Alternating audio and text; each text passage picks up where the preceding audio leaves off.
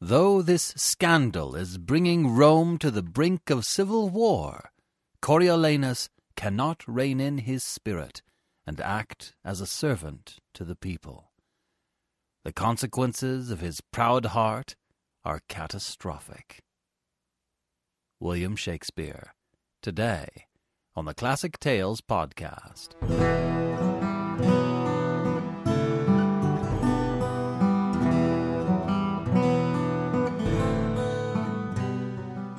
Welcome to the Classic Tales podcast. Thank you for listening. Moby Dick, Huckleberry Finn, Frankenstein, and others are now on special for up to 65% off their regular retail price. This is the last week for this sale, so head on over to www.thebestaudiobooks.com and make your Classic Tales audiobook collection complete. And now, Coriolanus, Part 3 of 5, by William Shakespeare.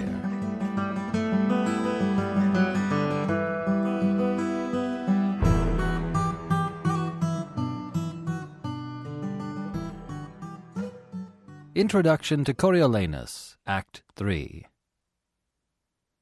The scene is at the capital.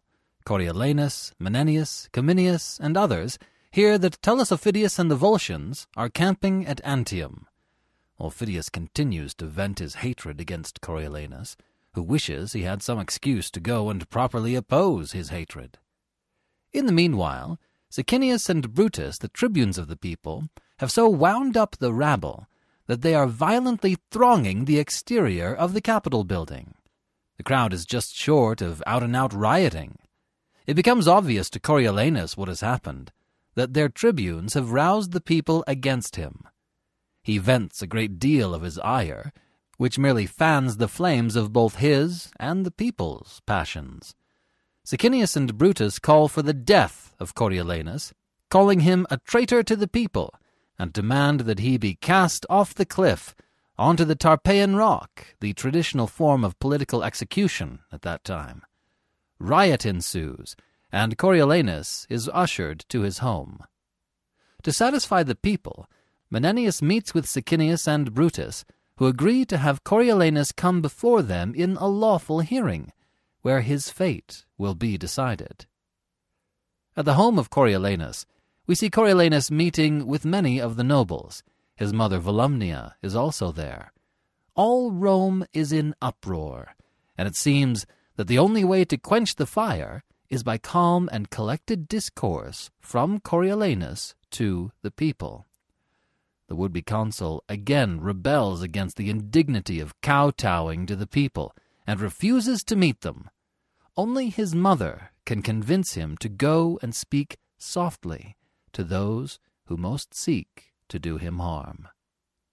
However, during this most lawful hearing, Sicinius and Brutus have again plotted against Coriolanus. They seek to aggravate his temper and draw him out to speak his true opinions about the common people. They call him a traitor, which sets him off directly.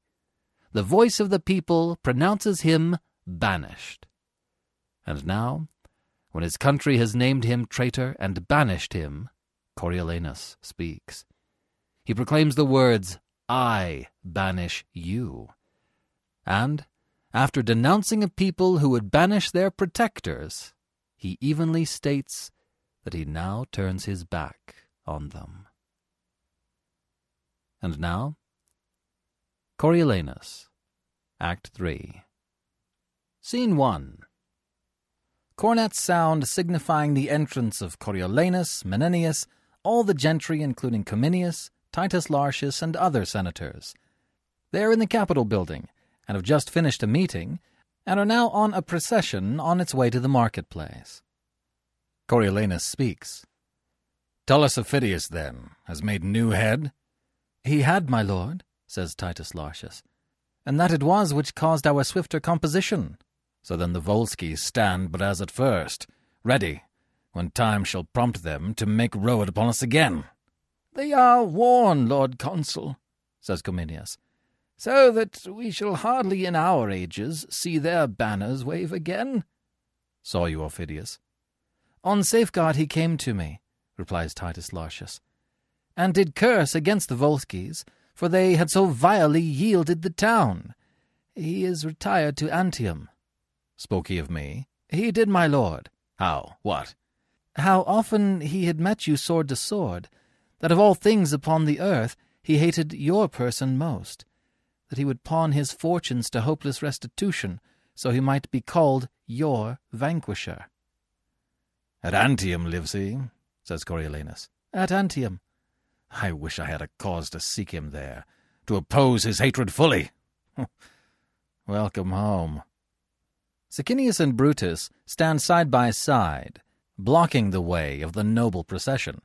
Behold, these are the tribunes of the people, the tongues of the common mouth. I do despise them, for they do prank them in authority against all noble sufferance. Pass no further. Ah, what is that? It will be dangerous to go on no further. What makes this change? Asks Coriolanus. The matter, says Menenius. Cominius asks, Hath he not passed the noble and the common? Cominius, no. Have I had the children's voices? Asks Coriolanus. Tribunes give way, he shall go to the marketplace. The people are incensed against him. Stop, or all will fall in broil. Are these your herd? Coriolanus motions to Sicinius, indicating the rioting rabble outside. Must these have voices that can yield them now and straight disclaim their tongues? What are your offices? You being their mouths, why rule you not their teeth? Have you not set them on? Be calm, says Menenius. It is a purposed thing, and grows by plot to curb the will of the nobility. Suffer it, and live with such as cannot rule, nor ever will be ruled. Called not a plot, says Brutus. The people cry you mocked them, and of late, when corn was given them gratis, you repined. Scandaled the suppliants for the people, called them time-pleasers, flatterers, foes to nobleness. Why, this was known before, not to them all. Have you informed them, Sithens? How, I inform them? You are like to do such business, not unlike each way to better yours. Why then should I be consul? Says Coriolanus. By yon clouds, let me deserve so ill as you, and make me your fellow tribune. You show too much of that for which the people stir, says Sicinius. If you will pass to where you are bound, you must inquire your way which you are out of, with a gentler spirit, or never be so noble as consul, nor yoke with him for tribune. Let's be calm, persuades Menenius. The people are abused. Set on, says Cominius. This paltering becomes not Rome, nor has Coriolanus deserved this so dishonoured rub, laid falsely the plain way of his merit. Tell me of corn. This was my speech, and I will speak it again, says Coriolanus. Not now, not in this heat, sir, now. Now as I live I will, says Coriolanus. My nobler friends, I crave their pardons for the mutable, rank-scented many. Let them regard me, as I do not flatter, and therein behold themselves. I say again, in soothing them, we nourish 'gainst our senate the cockle of rebellion, insolence, sedition, which we ourselves have ploughed for, sowed, and scattered, by mingling them with us, the honoured number, who lack not virtue, nor power, but that which they have given to beggars. Well, no more words, we beseech you. How no more? Says Coriolanus. As for my country, I have shed my blood, not fearing outward force. So shall my lungs coin words, till their decay against those measles which we disdain should tetter us, yet sought the very way to catch them. You speak of the people as if you were a god to punish, not a man of their infirmity, says Brutus. 'Twere well we let the people know it. What, his choler? Choler? Says Coriolanus. Were I as patient as the midnight sleep, by Jove, 'twould be my mind. It is a mind that shall remain a poison where it is, not poison any further. Shall remain? Hear ye this Triton of the minnows, mark you his absolute shall? 'twas from the canon. Shall, says Coriolanus. Oh, good but most unwise patricians! Why, you grave but reckless senators, have you thus given Hydra here to choose an officer? That with his peremptory shall, being but the horn and noise of the monsters, wants not spirit to say he'll turn your current in a ditch and make your channel his. If he have power, then veil your ignorance. If none, awake your dangerous lenity. If you are learned, be not as common fools. If you are not, let them have cushions by you. You are plebeians. If they be senators, and they are no less, when both your voices blended the greatest taste, most palates theirs. They choose their magistrate, and such a one as he, who puts his shall, his popular shall, against a graver bench than ever frowned in Greece. By Jove himself, it makes the consuls base, and my soul aches to know, when two authorities are up, neither supreme, how soon confusion may enter twixt the gap of both, and take the one by the other. Well, on to the marketplace. Whoever gave that counsel to give forth the corn in the storehouse gratis, as 'twas used sometime in Greece? Well, no more of that. Though there the people had more absolute power, I say, they nourished disobedience, fed the ruin of the state. Why shall the people give one that speaks thus their voice? Says Brutus. I'll give my reasons, more worthier than their voices, says Coriolanus. They know the corn was not our recompense, resting well assured they ne'er did service for it, being pressed to the war even when the navel of the state was touched. They would not thread the gates. This kind of service did not deserve corn gratis, being in the war. Their mutinies and revolts, wherein they showed most valour, spoke not for them. The accusation which they have often made against the Senate, all cause unborn, could never be the native of our so frank donation. Well, what then? How shall this bosom multiplied digest the Senate's courtesy? Let deeds express what's like to be their words. We did request it. We are the greater poll, and in true fear they gave us our demands. Thus we debase the nature of our seats, and make the rabble call our cares fears, which will in time break ope the locks of the Senate, and bring in the crows to peck the eagles. Come, enough. Enough with overmeasure. No! Take more, says Coriolanus. What may be sworn by, both divine and human, seal what I end withal, this double worship, where one part does disdain with cause, the other insult without all reason, where gentry, title, wisdom cannot conclude but by the yea and no of general ignorance. It must omit real necessities, and give way the while to unstable slightness. Purpose so barred, it follows, nothing is done to purpose. Therefore beseech you that will be less fearful than discreet, that love the fundamental part of state more than you doubt the change on it, that prefer a noble life before a long, and wish to jump a body with a dangerous physic that's sure of death without it, at once pluck out the multitudinous tongue. Let them not lick the sweet, which is their poison. Your dishonour mangles true judgment, and bereaves the state of that integrity which should become it, not having the power to do the good it would, for the ill which doth control it. He's said enough. He's spoken like a traitor, and shall answer as traitors do. Thou wretch, despise o'erwhelm thee, says Coriolanus. What should the people do with these bald tribunes, on whom depending their obedience fails to the greater bench? In rebellion, when what's not meet, what must be was law, they were the chosen. In a better hour, let what is meet be said it must be meet, and throw their power in the dust. Manifest treason. This is a consul, no. The aediles, oh. Enter an aedile, which is a public officer, an assistant to the tribunes. Let him be apprehended. Go, call the people.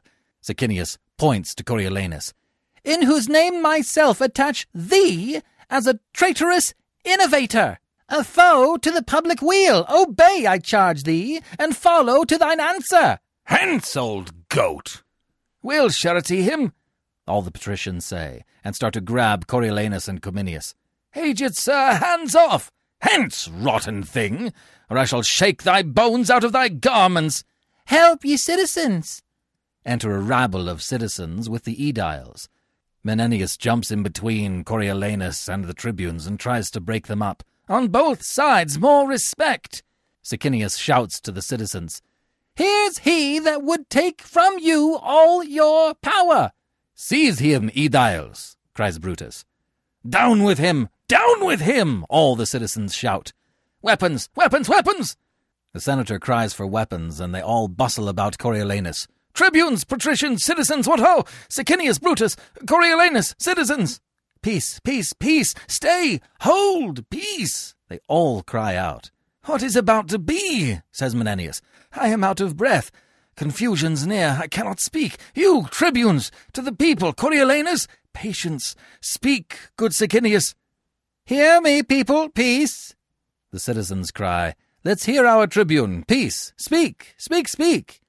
You are at point to lose your liberties. Marcius would have all from you. Marcius, whom late you have named for consul. Fie, this is the way to kindle, not to quench. To unbuild the city and to lay all flat, says the senator. Sicinius cries out, What is the city but the people? The citizens all agree. True, the people are the city. By the consent of all, we were established the people's magistrates. So you remain, all the citizens cry. And so are like to do, says Menenius. Coriolanus shouts, That is the way to lay the city flat, to bring the roof to the foundation and bury all, which yet distinctly ranges in heaps and piles of ruin. This deserves death. Or let us stand to our authority, or let us lose it. We do here pronounce upon the part of the people, in whose power we were elected theirs, Marcius is worthy of present death. Therefore lay hold of him, bear him to the rock Tarpeian, and from thence into destruction cast him. Aediles, seize him. Yield, Marcius, the citizens cry. Yield. Hear me one word, says Menenius. Beseech you, tribunes, hear me but a word. The aediles cry for peace, peace. Be that you seem truly your country's friend, and temperately proceed to what you would thus violently redress. Sir, those cold ways that seem like prudent helps are very poisonous when the disease is violent. Lay hands upon him, and bear him to the rock. Coriolanus draws his sword. No! I'll die here. There's some among you who have beheld me fighting. Come! Try upon yourselves what you have seen me. Down with that sword! Tribunes, withdraw a while. Brutus cries out, Lay hands upon him! Help, Marcius, help! You that be noble, help him, young and old! All the citizens cry, Down with him, and a full riot ensues. In this mutiny, the tribunes, the aediles, and the people are beaten back. Menenius says to Coriolanus, Go, get you to your house, be gone, away, all will be naught else. Get you gone. Stand fast, we have as many friends as enemies. Shall it be put to that? The gods forbid, I prithee, noble friend, home to thy house, leave us to cure this cause. For 'tis a sore upon us, you cannot tempt yourself, be gone, beseech you. Come along, sir, along with us. I would they were barbarians, as they are, though in Rome littered. Not Romans, as they are not, though carved in the porch of the Capitol. Be gone, says Menenius. Put not your worthy rage into your tongue. One time will owe another. On fair ground I could beat 40 of them. I could myself take up a brace of the best of them, yea, the 2 tribunes. But now 'tis odds beyond arithmetic, says Cominius, and manhood is called foolery when it stands against a falling fabric. Will you hence, before the tag return, whose rage doth rend like interrupted waters, and overbear what they are used to bear? Pray you be gone, says Menenius. I'll try whether my old wit be in request with those that have but little. This must be patched with cloth of any colour. Nay, come away!" Coriolanus and Cominius exit. This man has marred his fortune. "His nature is too noble for the world," says Menenius. "He would not flatter Neptune for his trident, or Jove for his power to thunder. His heart's his mouth, what his breast forges, that his tongue must vent, and being angry, dost forget that ever he heard the name of death." A noise from within. "Here's goodly work. I would they were abed. I would they were in Tiber. What a vengeance! Could he not speak to him fair?" Sicinius and Brutus enter with all the commoners and rabble again. "Where is this viper that would depopulate the city and be every man himself?" "You worthy tribunes," says Menenius. "He shall be thrown down the Tarpeian rock with rigorous hands. He hath resisted law, and therefore law shall scorn him further trial than the severity of the public power which he so sets at naught.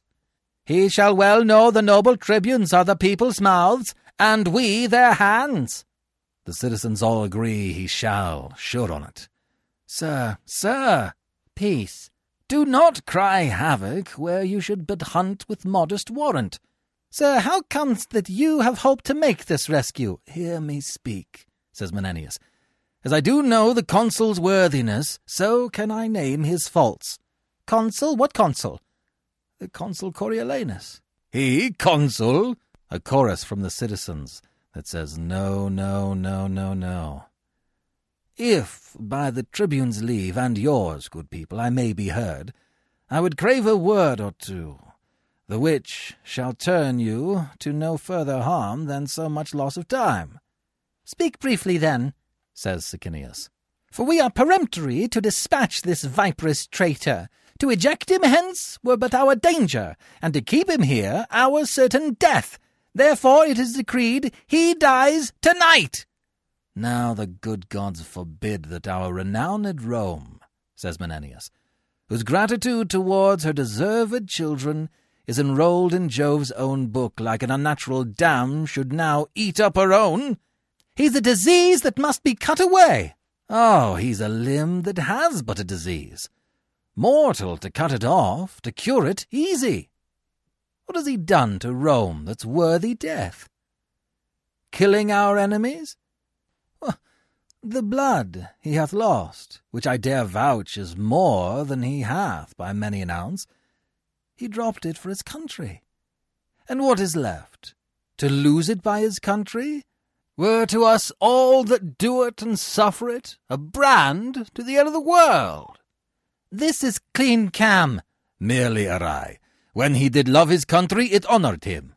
"Oh, the service of the foot being once gangrened is not then respected for what before it was." "We'll hear no more. Pursue him to his house and pluck him thence, lest his infection, being of catching nature, spread further." "One word more, one word," cries Menenius. "This tiger-footed rage, when it shall find the harm of unscanned swiftness, will too late tie leaden pounds to his heels. Proceed by process, lest parties, as he is beloved, break out and sack great Rome with Romans." "If it were so." "What do ye talk? Have we not had a taste of his obedience? Our aediles smote, ourselves resisted. Come!" "Consider this," Menenius continues. "He has been bred in the wars since he could draw a sword, and is ill-schooled in bolted language. Meal and bran together he throws without distinction. Give me leave. I'll go to him, and undertake to bring him where he shall answer by a lawful form, in peace, to his utmost peril." "Noble tribunes," the first senator says, "it is the humane way. The other course will prove too bloody, and the end of it unknown to the beginning." "Noble Menenius, be you then as the people's officer. Masters, lay down your weapons." "Go not home," says Brutus. "Meet on the market-place. We'll attend you there, where, if you bring not Marcius, we'll proceed in our first way." "I'll bring him to you," says Menenius. "Let me desire your company. He must come, or what is worst will follow. Pray you, let's to him." Scene 2. We are at Coriolanus's house, where we see Coriolanus and some nobles. Coriolanus is still in a rage. "Let them pull all about mine ears, present me death on the wheel, or at wild horses' heels, or pile 10 hills on the Tarpeian rock, that the precipitation might downstretch below the beam of sight, yet will I still be thus to them." "You do the nobler." Volumnia, Coriolanus's mother, enters. Coriolanus continues, I muse my mother does not approve me further, who is wont to call them wollen vassals, things created to buy and sell with groats, to show bare heads in congregations, to yawn, be still and wonder, when one but of my ordinance stood up to speak of peace or war. I talk of you, he says to his mother. Why did you wish me milder? Would you have me false to my nature? Rather say I play the man I am. Oh, sir, says Volumnia, I would have had you put your power well on, before you had worn it out. Let go.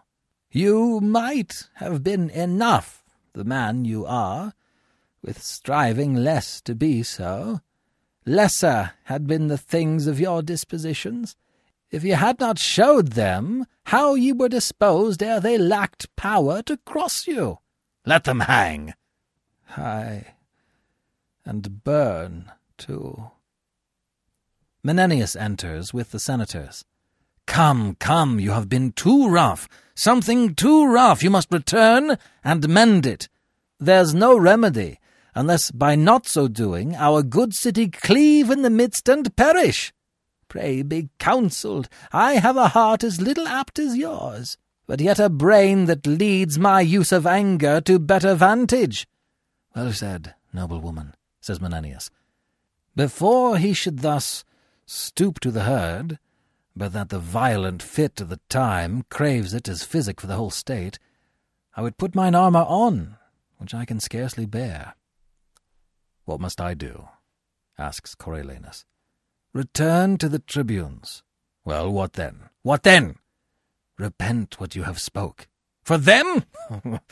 I cannot do it to the gods. Must I then do it to them? You are too absolute, though therein you can never be too noble, but when extremities speak. I have heard you say, honour and policy, like unsevered friends, in the war do grow together. Grant that, and tell me in peace what each of them by the other lose, that they combine not there. Tush, tush! A good demand. If it be honour in your wars to seem the same you are not, which for your best ends you adopt your policy, how is it less or worse that it shall hold companionship in peace with honour, as in war, since that to both it stands in like request? Why force you this? Because that now it lies you on to speak to the people, not by your own instruction, nor by the matter which your heart prompts you, but with such words that are but roted in your tongue, though but bastards and syllables of no allowance to your bosom's truth. Now this no more dishonours you at all than to take in a town with gentle words, which else would put you to your fortune and the hazard of much blood. I would dissemble with my nature. Where my fortunes and my friends at stake required, I should do so in honour. I am in this, your wife, your son, these senators, the nobles, and you will rather show our general louts how you can frown than spend a fawn upon them for the inheritance of their loves, and safeguard of what that want might ruin. "Noble lady," says Menenius, "come, go with us. Speak fair, you may salve so. Not what is dangerous present, but the loss of what is past. I prithee now, my son, go to them," says Volumnia, "with this bonnet in thy hand, and thus far having stretched it, here, be with them, thy knee bussing the stones. For in such business action is eloquence, and the eyes of the ignorant more learned than the ears, waving thy head, when often thus correcting thy stout heart. Now humble is the ripest mulberry. That will not hold the handling. Or say to them, thou art their soldier, and being bred in broils hast not the soft way, which, thou dost confess, were fit for thee to use, as they to claim, in asking their good loves. But thou wilt frame thyself, forsooth, hereafter theirs, so far as thou hast power and person. This but done, even as she speaks, why, their hearts were yours, says Menenius. For they have pardons being asked as free as words to little purpose. Prithee now, go, and be ruled. Although I know thou hast rather follow thine enemy in a fiery gulf than flatter him in a bower. Ah, here is Cominius. Cominius enters and speaks. I have been in the market-place, and, sir, 'tis fit you make strong party, or defend yourself by calmness or by absence, all's in anger. Only fair speech, says Menenius. I think 'twill serve, if he can thereto frame his spirit. He must, and will, says Volumnia. Prithee now, say you will, and go about it. Must I go show them my unbarbed sconce? Says Coriolanus. Must I with my base tongue give to my noble heart a lie that it must bear? Well, I will do it. Yet were there but this single plot to lose, this mould of marshes, they to dust should grind it and throw it against the wind. To the marketplace. You have put me now to such a part, which never I shall discharge to the life. Come, come, we'll prompt you. I prithee now, sweet son, says Volumnia, as thou hast said, my praises made thee first a soldier. So to have my praise for this, the former part thou hast not done before. Well, says Coriolanus, I must do it. Away my disposition, and possess me some harlot's spirit. My throat of war be turned, which quired with my drum into a pipe, small as an eunuch, with a virgin voice that babies lull asleep, the smiles of knaves tent in my cheeks, and schoolboys' tears take up the glasses of my sight. A beggar's tongue make motion through my lips, and my armed knees, who bowed but in my stirrup, bend like his that hath received an alms? I will not do it, lest I surcease to honour mine own truth, and by my body's action teach my mind a most inherent baseness. At thy choice, then, says Volumnia. To beg of thee, it is my more dishonour than thou of them. Come all to ruin! Let thy mother rather feel thy pride than fear thy dangerous stoutness, for I mock at death with as big heart as thou. Do as thou list. Thy valiantness was mine. Thou suck'st it from me, but oh, thy pride, thyself, Pray be content, mother. I am going to the marketplace. Chide me no more. I'll mountebank their loves, cog their hearts from them, and come home, beloved of all the trades in Rome. Look, I'm going! Commend me to my wife. I'll return consul, or never trust to what my tongue can do in the way of flattery further. Do your will, Volumnia says, and exits. Away, the tribunes to attend you. Arm yourself to answer mildly, for they are prepared with accusations, as I hear, more strong than are upon you yet. The word is mildly. Pray you let us go. Let them accuse me by invention. I will answer in mine honour. Aye, but mildly. Well, mildly be it then. Mildly.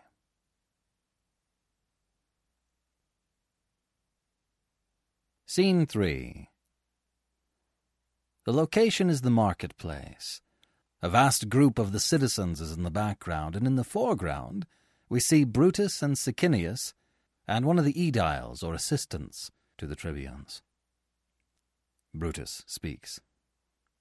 In this point charge him home, that he affects tyrannical power. If he evade us there, enforce him with his envy to the people, and that the spoil got on the Antiotes was ne'er distributed. He turns to the aedile. What, will he come? He's coming. How accompanied? With old Menenius and those senators that always favoured him. Have you a catalogue of all the voices that we have procured set down by the poll? Says Sicinius. I have. 'Tis ready. Have you collected them by tribes? I have. Assemble presently the people hither, continues Sicinius, and when they hear me say, it shall be so, in the right and strength of the commons, be it either for death, for fine, or banishment, then let them, if I say fine, cry fine, if death, cry death, insisting on the old prerogative and power in the truth of the cause. I shall inform them. And when such time they have begun to cry, let them not cease, but with a din confused enforce the present execution of what we chance to sentence. Very well. Make them be strong and ready for this hint, when we shall hap to give it them. Go about it. They send the aedile away. Put him to collar straight. He hath been used ever to conquer, and to have his worth of contradiction, being once chafed. He cannot be reined again to temperance. Then he speaks what's in his heart, and that is there which looks with us to break his neck. Coriolanus, Menenius, Cominius, and other senators and patricians all enter the marketplace. Well, here he comes. Menenius speaks to Coriolanus. Calmly, I do beseech you. Aye, says Coriolanus. He directs his words to the people. As an ostler, that for the poorest piece will bear the knave by the volume, the honoured gods keep Rome in safety, and the chairs of justice supplied with worthy men. Plant love amongst us. Throng our large temples with the shows of peace, and not our streets with war. Amen, amen. A noble wish, says Menenius. The aedile enters with the citizens. Sicinius and Brutus lead them forward. Draw near, ye people. List to your tribunes. Audience, peace, I say. First hear me speak. Well, say. Peace, ho. Shall I be charged no further than this present? Must all determine here? Asks Coriolanus. I do demand, says Sicinius, if you submit, you, to the people's voices, allow their officers, and are content to suffer lawful censure for such faults as shall be proved upon you. I am content. Lo, citizens, he says he is content, says Menenius. The warlike service he has done, consider, think upon the wounds his body bears, which show like graves the holy churchyard. Scratches with briars, scars to move laughter only, says Coriolanus. Consider further, that when he speaks not like a citizen, you find him like a soldier. Do not take his rougher accents for malicious sounds, but, as I say, such as become a soldier, rather than envy you. Well, well, no more, says Cominius. What is the matter that being passed for consul with full voice, I am so dishonoured that the very hour you take it off again? Asks Coriolanus. Answer to us. Say then, 'tis true, I ought so. We charge you that you have contrived to take from Rome all seasoned office, and to wind yourself into a power tyrannical, for which you are a traitor to the people. How? Traitor? Nay, temperately, your promise. But Coriolanus will not be constrained. The fires in the lowest hell fold in the people. Call me their traitor, thou injurious tribune! Within thine eyes sat 20,000 deaths, in thy hands clutched as many millions. In thy lying tongue both numbers, I would say thou liest unto thee, with a voice as free as I do pray the gods. Mark you this, people. To the rock with him, all the citizens begin to cry. Peace, Sicinius tries to calm them down. We need not put new matter to his charge.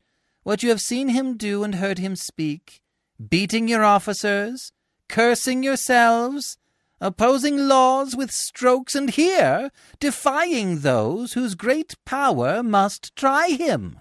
Even this, so criminal and in such capital kind, deserves the extremest death.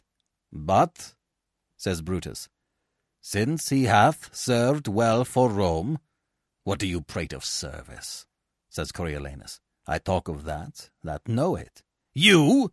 Menenius steps in to calm him down. Is this the promise that you made your mother? No, I pray you.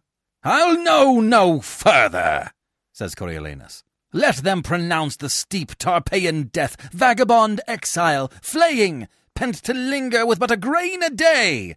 I would not buy their mercy at the price of one fair word, nor check my courage for what they can give, to have it with saying good morrow. For that he has, says Sicinius, as much as in him lies, from time to time envied against the people, seeking means to pluck away their power, has now at last given hostile strokes, and that not in the presence of dreaded justice, but on the ministers that doth distribute it. In the name of the people, and in the power of us tribunes, we, even from this instant, banish him our city, in peril of precipitation from off the rock Tarpeian, never more to enter our Rome gates. In the people's name, I say, it shall be so. All citizens proclaim, it shall be so, it shall be so. Let him away, he is banished, and it shall be so. Hear me, my masters, and my common friends, Cominius seeks to speak above the din. He sentenced no more hearing. Let me speak. I have been consul, and can show for Rome her enemies' marks upon me. I do love my country's good with a respect more tender, more holy and profound than mine own life. My dear wife's estimate, her womb's increase, and treasure of my loins. Then if I would speak that— We know your drift. Speak what? There is no more to be said, but he is banished, as enemy to the people and his country. It shall be so. The citizens continue shouting louder and louder, "It shall be so! It shall be so! It shall be so! It shall be so!" "You common cry of curs, whose breath I hate as reek of the rotten fens, whose loves I prize as the dead carcasses of unburied men that do corrupt my air, I banish you. And here remain with your uncertainty. Let every feeble rumor shake your hearts. Your enemies, with nodding of their plumes, fan you into despair. Have the power still to banish your defenders, till at length your ignorance, which finds not till it feels, making but reservation of yourselves, still your own foes, deliver you as most abated captives to some nation that won you without blows, despising for you the city. Thus I turn my back. There is a world elsewhere. And Coriolanus, Cominius, Menenius, and the senators and patricians all exit. And as they walk out, the citizens all shout and throw up their caps in jubilation. "The people's enemy is gone, is gone! Our enemy is banished!" they all cry. "He is gone! Go see him out at gates, and follow him as he hath followed you with all despite. Give him deserved vexation. Let a guard attend us through the city." "Come, come!" all the citizens cry. "Let's see him out at gates, come! The gods preserve our noble tribunes. Come!"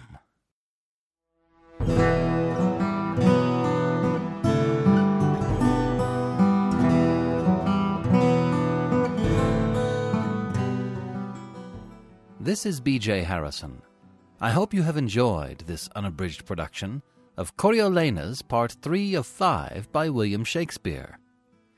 This is the last week for the Screaming Specials at www.thebestaudiobooks.com. Save 40 to 65% off on Huckleberry Finn, Moby Dick, The Hound of the Baskervilles, and many other titles. Thank you for joining me today and allowing classic literature to awaken your better self. Please join me every week, and we'll rediscover the greatest stories the world has ever known.